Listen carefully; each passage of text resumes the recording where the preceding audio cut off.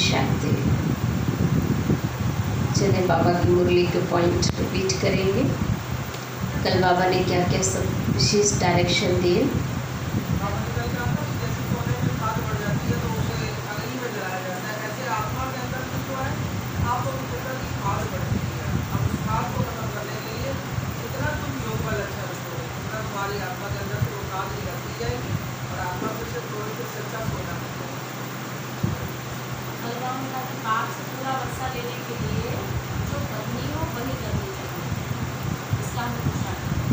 कथनी करनी एक समान बनाने। बहुत सुंदर। ओम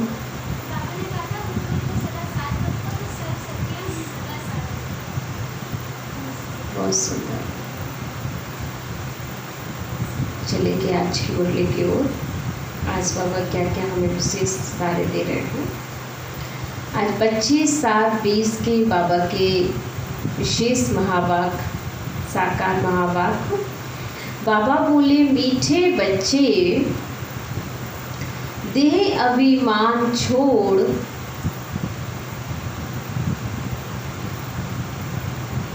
देही अभिमानी बनो। देह अभिमान छोड़ देही अभिमानी बनो।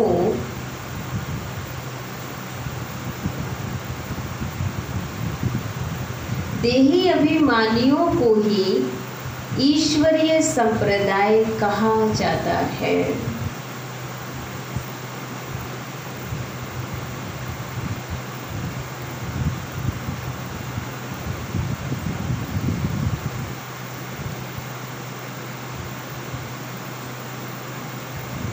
प्रश्न, तुम बच्चे अभी जो सत्संग करते हो ये दूसरे सत्संगों से निराला है, कैसे?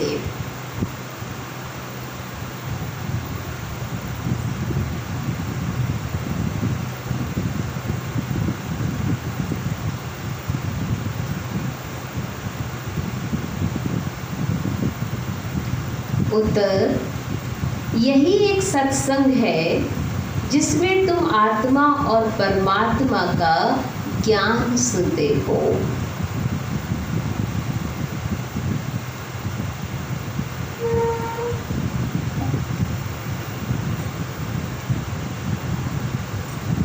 यही एक सत्संग है जिसमें तुम आत्मा और परमात्मा का ज्ञान सुनते हो। यहाँ पढ़ाई होती है।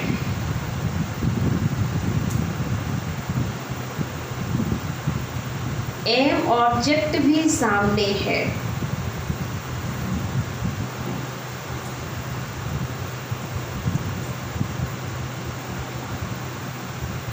दूसरे सत्संगों में ना पढ़ाई होती है ना कोई एम ऑब्जेक्ट है। ओम शांति। रूहानी बच्चों प्रति रूहानी बाप समझा रहे हैं। रूहानी बच्चे सुन रहे हैं तो पहले पहले बाप समझाते हैं, जब भी बैठो तो अपने को आत्मा समझकर बैठो। देह ना समझो। देह अभिमानी को आसुरी संप्रदाय कहा जाता है और देही अभिमानियों को ईश्वरीय संप्रदाय कहा जाता है। ईश्वर को ही देह है नहीं, वह सदैव आत्म अभिमानी है। वह है सुप्रीम आत्मा, सभी आत्माओं का बाप, परम आत्मा अर्थात ऊंचे ते ऊंचा। मनुष्य जब ऊंचे ते ऊंचा भगवान कहते हैं तो बुद्धि में आता है वह निराकार लिंग रूप है, क्योंकि कोई भी देहधारी तो सबका बाप ऊंचे से ऊंचा हो नहीं सकता है। और निराकार ही एक ऐसा है जो सारे विश्व के पिताओं का भी पिता है, धर्म पिताओं का भी पिता है। इसलिए निराकार लिंग की पूजा भी होती है। वह परमात्मा यानी सभी आत्माओं से ऊंच है। वह भी आत्मा परंतु ऊंच आत्मा। वह जन्म मरण में नहीं आते हैं, बाकी सब पुनर्जन्म लेते हैं और सभी रचता तो एक ही बाप है। ब्रह्मा विष्णु शंकर भी रचना है, मनुष्य सृष्टि भी सारी है रचना। तो रचता को बाप कहा जाता है, पुरुष को भी रचता कहा जाता है। तो रचना रचता है, अडॉप्ट करता है, उसे हम रचता कहते हैं। और बाबा कहते हैं यहाँ पर रचता कौन बना?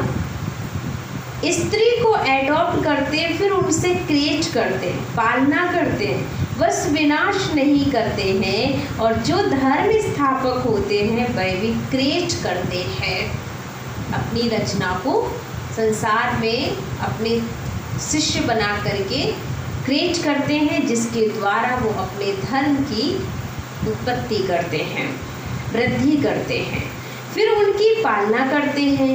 विनाश कोई भी नहीं करते। बेहद का बाबा है, जिसको परम आत्मा कहा जाता। जैसे आत्मा का रूप बिंदी है, वैसे ही परम पिता परमात्मा का रूप भी बिंदी है। बाकी इतना बड़ा लिंग जो बनाते हैं वह सब भक्ति मार्ग में पूजा के कारण। बिंदी की पूजा कैसे हो सकती है? भारत में रुद्र यज्ञ रचते हैं तो मिट्टी का शिवलिंग और शालिग्राम बनाकर फिर उनकी पूजा करते हैं। उनको रुद्र यज्ञ कहा जाता है। वास्तव में असली नाम है राजस अश्वमेघ अविनाशी रुद्र गीता ज्ञान यज्ञ, जो भगवान ने रचा है। और इस यज्ञ में हमें क्या मूर्ति डालनी है? अपने जो कुछ भी हमारा है, सारी बुराइयां, सब कुछ हमारे संसार में जिनसे हम अटैच हैं, वो सब चीज़ें हमें इस यज्ञ में स्वाहा करनी है। तो शास्त्रों में भी लिखा है कि अब बाप बच्चों को कहते हैं अपने को आत्मा समझो, और जो भी सत्संग है उसमें आत्मा या परमात्मा का ज्ञान ना कोई में है ना दे सकते हैं। वहाँ तो कोई एम ऑब्जेक्ट भी होती नहीं। तुम बच्चे तो अभी पढ़ाई पढ़ रहे हो, तुम जानते हो आत्मा शरीर में प्रवेश करती है। आत्मा अविनाशी है, शरीर विनाशी है, शरीर द्वारा पाठ बजाती है। आत्मा तो अशरीरी है ना। कहते भी हैं नंगे आए थे और नंगे जाना है, ना माने नहीं आ माना अंग, तो बिना अंग के ये अंग जो है तन हम लेकर ना ऊपर से आए हैं और ना हमें ये तन ऊपर लेकर के जाना है। शरीर धारण किया फिर शरीर छोड़कर नंगे जाना, ये बाप तो बच्चों को ही बैठ समझाते हैं, यह भी बच्चे जानते हैं। भारत में सत्संग था तो देवी देवताओं का राज था, एक ही धर्म था, ये भी भारतवासी नहीं जानते। बाप को जिसने नहीं जाना उसने कुछ भी नहीं जाना। प्राचीन ऋषि मुनि भी कहते थे हम रचता और रचना को नहीं जानते, रचयिता बेहद का बाप और वही रचना के आदि मध्य अंत को जानते हैं। तो आदि कहा जाता है शुरू में, और मध्य बीच को, और आदि है सतयुग जिसको दिन कहा जाता है, और फिर मध्य से अंत तक रात है। तो दिन है सतयुग त्रेता, और स्वर्ग तो वंडर ऑफ वर्ल्ड हुआ ना, जहाँ पर दिन अर्थात एक नई सतयुग की दुनिया का निर्माण हुआ। भारतीय स्वर्ग था जिसमें लक्ष्मी नारायण राज करते थे। ये भारतवासी नहीं जानते कि कौन थे, कब थे, कहाँ थे, कैसे उनके राज किया, ये किसी को भी नहीं पता। पर ये भगवान ने हम बच्चों को ये सारे राज खोल दिए हैं। बाप अभी स्वर्ग की स्थापना कर रहे हैं। बाप कहते तुम अपने को आत्मा समझो, हम फर्स्ट क्लास आत्मा हैं। इस समय भगवान मनुष्य मात्र सब देह अभिमानी है, बाप आत्म अभिमानी बनाते हैं। आत्मा क्या चीज़ है यह भी बाप बतलाते हैं। मनुष्य कुछ भी नहीं जानते, भल कहते भी हैं प्रकृति के बीच चमकता है अजब सितारा, परंतु वह क्या है कैसे उसमें पाठ भरा हुआ है वह कुछ भी जानते नहीं है। अभी तुमको बाप ने समझाया है, तुम भारतवासियों को 84 जन्मों का पाठ बजाना होता है। भारत ही ऊंच खंड है, जो भी मनुष्य मात्र हैं उनका यह तीर्थ है। स्वर्ग की सदगति करने बाप यहाँ आते हैं, रावण राज से निपटेट कर गाइड बन ले जाते हैं। मनुष्य तो ऐसे ही कह देते, अर्थ कुछ भी नहीं जानते। भारत में पहले देवी देवताएं थे, उन्हों को ही फिर पुनर्जन्म लेना पड़ता है। भारतवासी ही सो देवता फिर क्षत्रिय वैश्य और शूद्र बनते हैं, पुनर्जन्म लेते हैं ना। इस नॉलेज को पूरी रीति समझने में 7 रोज लगते हैं। बाबा का कहना है कि 7 रोज भी अगर कोई कोर्स उठा ले तो भी ये कोर्स उठाने से उसको सारा ज्ञान क्लियर हो जाता है। पतित बुद्धि को पावन बनाना, ये लक्ष्मी नारायण पावन दुनिया में राज करते थे ना, उनका ही राज भारत में था, तो और कोई धर्म नहीं था। एक ही राज था, भारत कितना साल्वेंट था, हीरे जवाहरों के महल थे।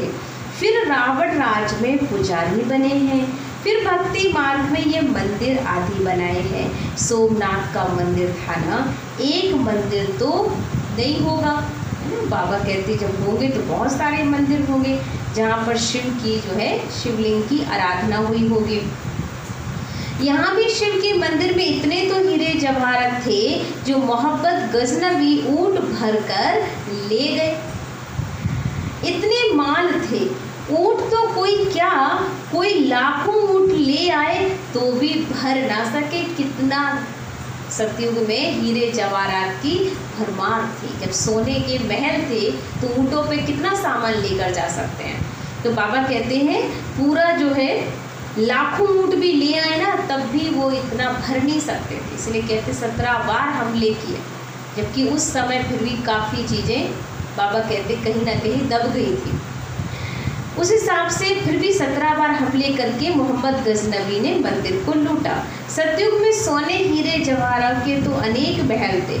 मोहम्मद गजनवी तो अभी आया है, द्वापर में भी कितने महल आदि होते हैं। वही फिर अर्थ के युग में अंदर चले जाते हैं। रावण की कोई सोने की लंका होती नहीं है।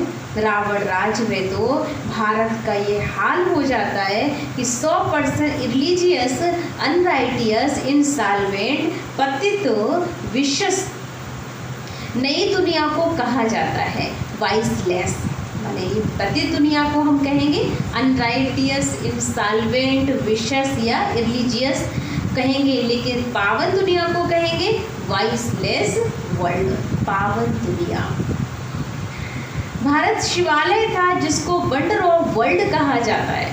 बहुत थोड़े मनुष्य थे, अभी तो करोड़ों मनुष्य हैं। विचार करना चाहिए, अभी तो बच्चों के लिए पुरुषोत्तम संगम युग है, जब भगवान आकर हम बच्चों को पढ़ा रहा है।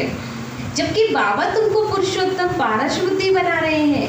बाप मनुष्य से देवता बनने की तुम्हें सुमत दे रहे हैं, ऐसी श्रीमत दे रहे हैं जिससे हम सहज ही बन सकते हैं। बाप के मत के लिए गाया जाता तुम्हारी गत मत न्यारी है, इसका भी अर्थ कोई नहीं जानते। बाप समझाते हैं मैं ऐसी श्रेष्ठ मत देता हूँ जो तुम देवता बन जाते हो। अब कलयुग पूरा होता है, पुरानी दुनिया का विनाश सामने खड़ा है। मनुष्य बिल्कुल ही घोर अंधियारे में सोए पड़े हैं, कुंभकर्ण की नींद जैसे। नींद में सोए पड़े क्योंकि कहते शास्त्रों में लिखा है कलयुग तो अभी बच्चा है। सोने का कारण क्या है? जब आपको पता लगता है कि अभी तो किसी काम के लिए बहुत टाइम पड़ा है तो व्यक्ति अपने आप लेजी हो जाता है, लेकिन उसे ये पता लगता है कि टाइम बहुत कम है तो काम करने की हमारी क्रिया बहुत तीव्र हो जाती है। तो मनुष्यों ने अपने दिमाग में ये सेव कर लिया है या शास्त्रों के अनुसार समझ लिया है कि कलयुग तो अभी 40,000 वर्ष पड़ा हुआ है। तो 84 लाख यूनियन समझने के कारण कल्प की आयु भी लंबी चौड़ी कर दी है। वास्तव में है 5000 वर्ष। बाप समझाते हैं तुम 84 जन्म लेते हो, ना कि 84 लाख। बेहद का बाबा तो इन सब शास्त्रों आदि को जानते हैं, तब तो कहते हैं ये सब है भक्ति मार्ग के। जो आधा कल्प चलते हैं इससे कोई मुझे नहीं मिलते। ये भी विचार करने की बात है कि अगर कल्प की आयु लाखों वर्ष दें फिर तो संख्या बहुत होनी चाहिए, जबकि क्रिश्चियंस की संख्या 2000 वर्ष में इतनी हुई है और भारत का असूल धर्म देवी देवता धर्म है, वह चला आना चाहिए। परंतु आदि सनातन देवी देवता धर्म को भूल जाने के कारण कह देते हमारा हिंदू धर्म है, जबकि हिंदू किसने धर्म स्थापन किया ये कोई भी जानता नहीं है। बस हिंदुस्तान नाम रखने से लोगों ने अपने को हिंदू कहना शुरू कर दिया। हिंदू धर्म तो होता ही नहीं है। भारत कितना ऊंच था। आदि सनातन देवी देवता धर्म था तो विष्णुपुरी थी, अब रावणपुरी।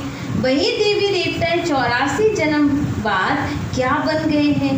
देवताओं को वाइसलेस समझ, अपने को विशेष समझ उन्होंने पूजा करते हैं। सतयुग में भारत वाइसलेस था, नई दुनिया थी जिसको नया भारत कहते हैं। यह है पुराना भारत। नया भारत था क्या था, पुराना भारत क्या है, तो नई दुनिया में भारत ही नया था। अब पुरानी दुनिया में भारत भी पुराना है। पुराना नया कर्मों से होता है। तो सृष्टि वही है, वही सूर्य चांद तारे सब कुछ वही है, लेकिन बदलाव अगर आया है तो हमारे विचारों में, जिस कारण से प्रकृति पर भी प्रभाव पड़ा है। तो बाबा कहते हैं अब सब कुछ पुराना हो गया और बाबा को अब फिर से नया मकान तैयार करना, नई कलम लगानी है। भारत ही स्वर्ग था, अभी नरक है। भारत मोस्ट साल्वेंट था, भारत ही मोस्ट इंस्टॉलमेंट है। सबसे भीख मांग रहे हैं, प्रजा से भी भीख मांगते हैं। यह तो समझ की बात है ना। आज के देह अभिमानी मनुष्यों को थोड़ा पैसा मिला तो समझते हम तो स्वर्ग में बैठे हैं। पैसे को या शोहरत या कोई प्राप्तियों को ही मनुष्य स्वर्ग समझ बैठा है, पर बाबा कहते हैं ये संसारिक चीज़ें हमें कोई स्वर्ग की उत्पत्ति नहीं करा सकती हैं, ना वो खुशी दे सकते हैं। सुखधाम स्वर्ग को बिल्कुल जानते ही नहीं हैं, क्योंकि पत्थर बुद्धि है। अब उन्हें पारस बुद्धि बनाने के लिए 7 रोज की भट्टी में बिठाओ, क्योंकि पतित है ना। पतित को यहाँ तो बिठा नहीं सकते, यहाँ पावन ही रह सकते हैं। पतित को अलाउ नहीं कर सकते हैं। तुम अभी पुरुषोत्तम संगम युग पर बैठे हो, जानते हो। बाबा हमको ऐसा पुरुषोत्तम बनाते, ये सच्ची सत्यनारायण की कथा है जो स्वयं भगवान हमें सुना रहे हैं। सत्य बाप तुमको नर से नारायण बनने का राजयोग सिखला रहे हैं। ज्ञान सिर्फ एक बाबा के पास है, जिसको ज्ञान का सागर कहा जाता, शांति का सागर, पवित्रता का सागर। ये सब उस एक की ही महिमा है, दूसरे कोई की महिमा नहीं हो सकती।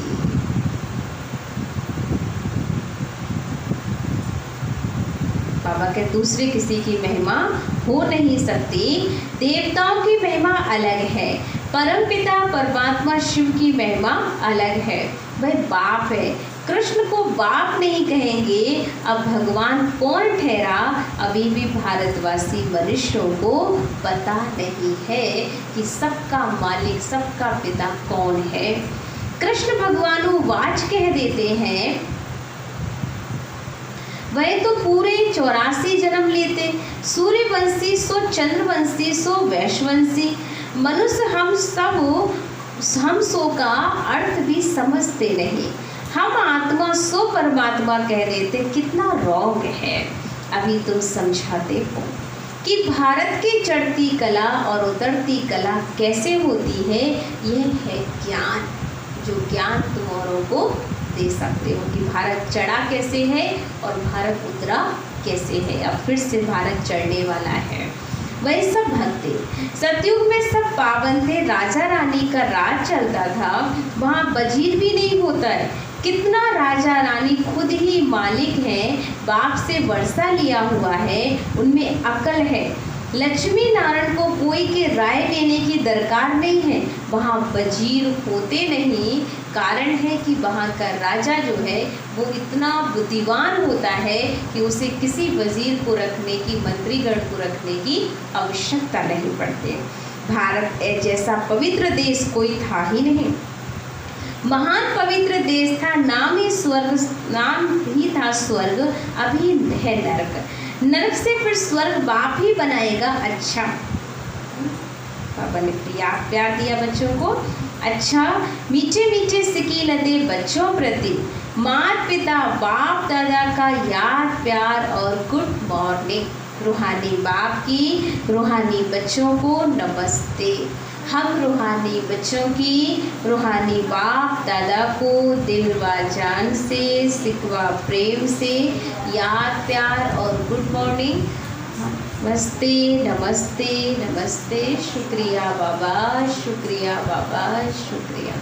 मेरी ज़िंदगी को संवारने वाले बाबा, तेरा लाख लाख शुक्रिया, शुक्रिया, शुक्रिया।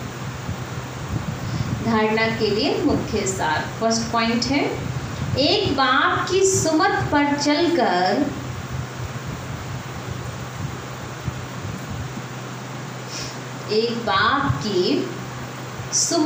चलकर मनुष्य देवता बनना है।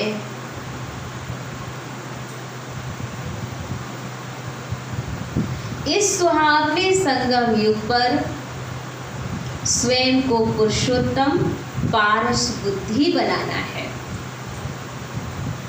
इस सुहावने संगम युग पर स्वयं को पुरुषोत्तम पारस बुद्धि बनाना है।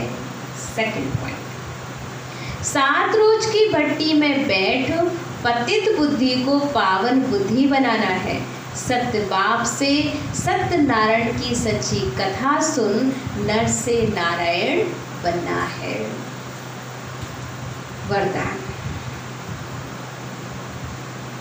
फरिश्तेपन की स्थिति द्वारा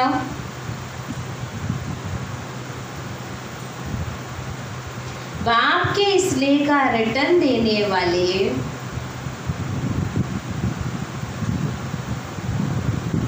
समाधान स्वरूप हम। स्पष्टीकरण, फरिश्तेपन की स्थिति में स्थित होना यही बाप के स्नेह का रिटर्न है। ऐसा रिटर्न देने वाले समाधान स्वरूप बन जाते हैं। समाधान स्वरूप बनने से स्वयं की व अन्य आत्माओं की समस्याएं स्वतः समाप्त हो जाती हैं। तो अब ऐसी सेवा करने का समय है, लेने के साथ देने का समय है। इसलिए अब बाप समान उपकारी बन पुकार सुनकर अपने फरिश्ते रूप द्वारा उन आत्माओं के पास पहुंच जाओ और समस्याओं से थकी हुई आत्माओं की थकावट उतारो। जो लोग थके हैं कहीं ना कहीं अपने मन के विचारों से, अपने संकल्पों से, तो उन आत्माओं की थकावट उतारने का जो बाबा ने बीड़ा दिया है वो हम बच्चों को दिया कि हम उनके मन की थकावट को उतारें। कि बाहरी थकावट तो उतार सकते हैं लोग, लेकिन अंदर की थकावट जो है वो एक तपस्वी और योगी आत्मा ही उतार सकती है, जो खुद उमंग उत्साह में होगी। स्लोगन है, व्यर्थ से बेपरवाह बनो, मर्यादाओं में नहीं। व्यर्थ से बेपरवाह बनो, मर्यादाओं में बेपरवाह नहीं बनना है। कई बार हम बेपरवाह मर्यादाओं में बन जाते हैं, तो बाबा कहते हैं ऐसा नहीं करना है। हमें बेपरवाह बनना है तो किस चीज़ में बनना है? तो सारा दिया, बेपरवाह, व्यर्थ से बेपरवाह बनो लेकिन मर्यादा से नहीं, क्योंकि व्यर्थ हमें बहुत ज़्यादा गलत ओर ले जाता है। तो अगर हमें परवाह, कोई बात हो गई, कुछ ने कुछ बोल दिया तो कोई बात नहीं, उस बात की परवाह न करिए और आगे बढ़ जाइए। उसके बारे में ज़्यादा सोचने की आवश्यकता नहीं है। लेकिन अगर समर्थ है तो उसके बारे में अवश्य हमें चिंतन करना चाहिए और टाइम देना चाहिए कि नहीं, मुझे इस पर काम करना ही है। चले हम बाबा की याद में बैठते हैं, बाबा का आह्वान करेंगे कि प्यारे बाबा ने हमें इतना भरपूर किया, इसलिए बाबा का बहुत बहुत शुक्रिया।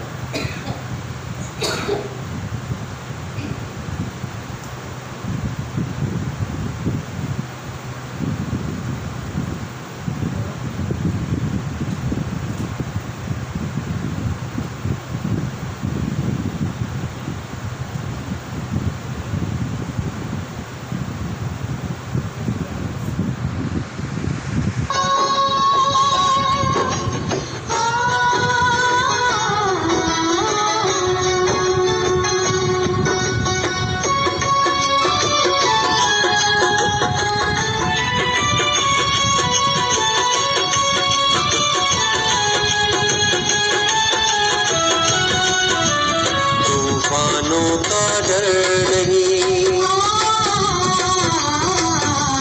तूफानों का डर नहीं, साहिल की ना परवाह है। बाबा जब तू मांझी मेरा, तू मेरा हमराह है। अरमानों की भीड़ नहीं, अरमानों की भीड़ नहीं, ना कोई दिल की चाह है। बाबा जब तू साथी मेरा, तू मेरा हमरा